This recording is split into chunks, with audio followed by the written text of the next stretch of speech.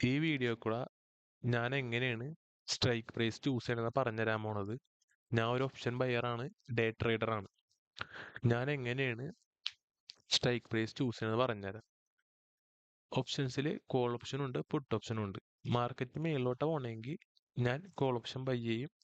Market താഴത്തോട്ടാണ് എനിക്ക് തോന്നണമെങ്കിൽ ഞാൻ puttu option by ചെയ്യും. ഇതിൽ ഏത് സ്ട്രൈക്ക് പ്രൈസ് ആണ് ചൂസ് ചെയ്യുന്നത് ഞാൻ പറഞ്ഞുതരാം. നമ്മളെ മാർക്കറ്റ് ഇപ്പൊ ട്രേഡ് ചെയ്യുന്ന പൈസയാണ് ഈ കാണിച്ചേക്കണത്. ഞാൻ ഈ മൗസ് വെച്ച് കാണിച്ചത് 24,350. ഇതാണ് ഇൻ ദ മണി. അത് കോൾ ഓപ്ഷനില് അതാണ് അറ്റ് ദ മണി. പുട്ട് ഓപ്ഷനിലും അതാണ് at the money. At the money ആണ് ട്ടാ. ഇപ്പൊ ട്രേഡ് ചെയ്യുന്ന പൈസയാണ് അറ്റ് ദ മണി. അത് കോൾ ഓപ്ഷനിൽ സെയിം ആണ്, പുട്ട് ഓപ്ഷനിൽ സെയിം ആണ്. അതായിരിക്കും രണ്ട് സൈഡിലും അറ്റ് ദ മണി. കോൾ ഓപ്ഷനിൽ അറ്റ് ദ മണിയുടെ മേളിലോട്ടുള്ളതൊക്കെ ഇൻ ദ മണിയാണ്. എന്താണ്? കോൾ ഓപ്ഷനിൽ അറ്റ് ദ മണിയുടെ മേളിലോട്ടുള്ളതൊക്കെ ഇൻ ദ മണിയാണ്. അപ്പൊ പുട്ട് ഓപ്ഷനിൽ ഇത് തന്നെയാണ്. ഈ കാണുന്നതാണ് അറ്റ് ദ മണി.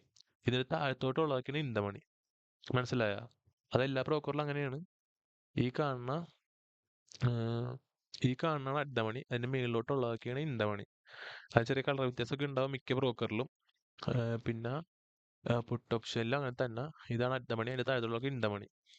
അപ്പൊ ഇതൊക്കെ എന്താണ്? ഇത് ഔട്ട് ഓഫ് ദ മണിയാണ്. അറ്റ് ദ മണിയുടെ താഴത്തേക്ക് ഉള്ളതൊക്കെ out of the money call ഓപ്ഷനിൽ. അറ്റ് ദ മണിയുടെ മേലോട്ടുള്ളതൊക്കെ out of the money put ഓപ്ഷനിൽ. ഇനി ഇതിൽ ഞാൻ എങ്ങനെ ഇൻ ദ മണിയിൽ ഏത് സ്ട്രൈക്കായി ചൂസ് ചെയ്യണമെന്ന് ചോദിച്ചാൽ, ഞാൻ ഇത് അറ്റ് ദ മണി ആണെങ്കിൽ അറ്റ് ദ മണി കഴിഞ്ഞിട്ട് 2.5 മേളിലുള്ളത്. ഇപ്പൊ ഇൻ ദ മണിയിൽ ഒരു രണ്ടാമത്തെ അല്ലെങ്കിൽ മൂന്നാമത്തെ അല്ലെങ്കിൽ അങ്ങനെ യൂസ് ചെയ്യാറ്. രണ്ടാമത്തെ ഞാൻ എപ്പോഴും ട്രേഡ് ചെയ്യാറ്. പുട്ട് ഓപ്ഷനിലാണെങ്കിൽ അങ്ങനെ തന്നെ. അറ്റ് ദ മണി എടുക്കും, അടുത്ത താഴത്തോട്ടുള്ളത് ഇൻ ദ മണി അല്ലേ. ഇൻ ദ മണിയിൽ ഒന്നാമത്തെ അല്ലെങ്കിൽ രണ്ടാമത്തെ, മിക്കപ്പോഴും ഞാൻ രണ്ടാമത്തെ എടുക്കാറ്. എന്താണെന്ന് വെച്ചാൽ എപ്പോഴും ഇൻ ദ മണി ചെയ്യാൻ നോക്കുക. അതിൽ പ്രീമിയം മെൽറ്റിംഗ് കുറവായിരിക്കും, പ്രീമിയം ഡി കെ കുറവാണ്. അപ്പൊ ആ സ്ട്രൈക്ക് പ്രൈസ് എടുത്ത് ചെയ്യാൻ നോക്കുക. ഇത് ഞാൻ ചെയ്യുന്ന രീതിയാണ് ഞാൻ പറഞ്ഞു തന്നത്. ഞാൻ അതാ ചൂസ് ചെയ്യാറ്. ഇതിൽ മെൽറ്റിംഗ് കുറവായിരിക്കും. പിന്നെ ഇതിൽ കുറെ ഡെൽറ്റ ഗാമ സംഭവങ്ങളൊക്കെ ഉണ്ട്. നിങ്ങൾക്ക് അത് അറിയണമെങ്കിൽ നിങ്ങൾക്ക് പഠിക്കാം അത്. ഞാൻ ഒന്നും നോക്കാറില്ല. ഞാൻ എപ്പോഴും ഇൻ ദ മണിയിൽ ഒരു രണ്ടാമത്തെ അല്ലെങ്കിൽ മൂന്നാമത്തെ എടുത്ത് ചെയ്യും. അപ്പൊ ഇൻ ദ മണി അത് മനസ്സിലായില്ലേ? കോൾ ഓപ്ഷനിൽ അറ്റ് ദ മണിയുടെ മേലോട്ടുള്ളതൊക്കെ ഇൻ ദ മണി, പുട്ട് ഓപ്ഷനിൽ അറ്റ് ദ മണിയുടെ താഴത്തുള്ളതൊക്കെ ഇൻ ദ മണി. ഇത്രേ ഞാൻ നോക്കാറുള്ളൂ. പിന്നെ നിങ്ങൾക്ക് ഞാൻ വേറൊരു കാര്യം പറഞ്ഞുതരാം. പിന്നെ നിങ്ങൾക്ക് റിസ്ക് കുറയാൻ വേണ്ടി പറഞ്ഞു തന്നത്. ഇന്ന് എക്സ്പയറി ആണ് ഞാൻ ഇത് റെക്കോർഡ് ചെയ്യുമ്പോൾ. എക്സ്പയറി ഡേയുടെ അന്ന് ആ കോൺട്രാക്ട് ട്രേഡ് ചെയ്യാണ്ടിരിക്കുക. അടുത്ത ആഴ്ചത്തെ കോൺട്രാക്ട് എടുക്കുക, അത് ട്രേഡ് ചെയ്യുക. ഞാൻ അങ്ങനെ ചെയ്യാറ്. അല്ലെങ്കിൽ പ്രീമിയം മെൽറ്റിംഗ് ഒക്കെ നല്ലോണം ഉണ്ടാവും. ഇപ്പൊ നാളെയാണ് എക്സ്പയറി എന്ന് ഓർത്തോ, ഇന്നേ തൊട്ട് നെക്സ്റ്റ് വീക്ക് കോൺട്രാക്ട് ട്രേഡ് ചെയ്ത് നോക്കുക. നിങ്ങളിപ്പോ ബ്രോക്കർ എടുക്കുക, എന്നിട്ട് ഇങ്ങനത്തെ ഒരു ഓപ്ഷൻ ഉണ്ടാവും എക്സ്പയറി എന്ന് പറഞ്ഞിട്ട്. നെക്സ്റ്റ് വീക്ക് ഉണ്ട്, ഓഗസ്റ്റ് 14 എക്സ്പയർ ആണ് കോൺട്രാക്ട് ഉണ്ട്. അതെടുത്ത് ട്രേഡ് ചെയ്യാം 2 ദിവസം മുമ്പ് തന്നെ. നിങ്ങൾക്ക് ഇപ്പൊ സ്റ്റോപ്ലെസ് ഒക്കെ അടിക്കുകയാണെങ്കിൽ വലിയ പോയിന്റ് ഒന്നും സ്റ്റോപ്ലെസ് വെക്കേണ്ടി വരില്ല. അല്ലെങ്കിൽ ഭയങ്കര ചെറിയ മൂവ്മെന്റ് തന്നെ ഒറ്റയടിക്ക് അടിച്ചു പോകും.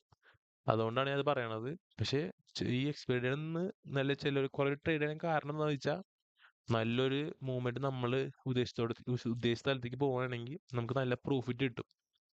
ചിലപ്പോൾ നമുക്ക് അടുത്ത വീക്ക് കോൺട്രാക്റ്റിൽ 50 പോയിന്റ് ഇട്ടുള്ള ചിലപ്പോൾ മറ്റേ ഇന്നത്തെ കോൺട്രാക്ട് ചെയ്തിരുന്നെങ്കിൽ 100 പോയിന്റ് കിട്ടും. പക്ഷെ ലോസ് വരുമ്പോൾ അങ്ങനെ തന്നെയാണ്. പെട്ടെന്ന് സ്റ്റോപ്ലെസ് ഒക്കെ അടിച്ചു പോകും, പ്രീമിയം മെൽറ്റിംഗ് ഒക്കെ ഉണ്ടാവും. അതുകൊണ്ടാണ് പറഞ്ഞു തന്നത് 2 ദിവസം മുമ്പ് തന്നെ നിങ്ങൾ നെക്സ്റ്റ് വീക്ക് കോൺട്രാക്ട് ട്രേഡ് ചെയ്യാൻ തുടങ്ങാം. ഓക്കെ, അപ്പൊ ഇത്രേ ഉള്ളൂ ഈ ക്ലാസ്സിൽ പറഞ്ഞു തരാനുള്ളത്. കോൾ ഓപ്ഷനിലും പുട്ട് ഓപ്ഷനിലും നമ്മൾ എപ്പോഴും ഇൻ ദ മണി മാത്രം ട്രേഡ് ചെയ്യുക. പിന്നെ എക്സ്പയറി ഡേയുടെ അന്ന് ആ കോൺട്രാക്ട് ട്രേഡ് ചെയ്യാനിരിക്കുക 2 ദിവസം മുമ്പ് തന്നെ. നാളെ എക്സ്പയറി ഇന്നേ തൊട്ട് നെക്സ്റ്റ് വീക്ക് കോൺട്രാക്ട് ട്രേഡ് ചെയ്യുക. അപ്പൊ അത്രേ ഉള്ളൂ. ബൈ.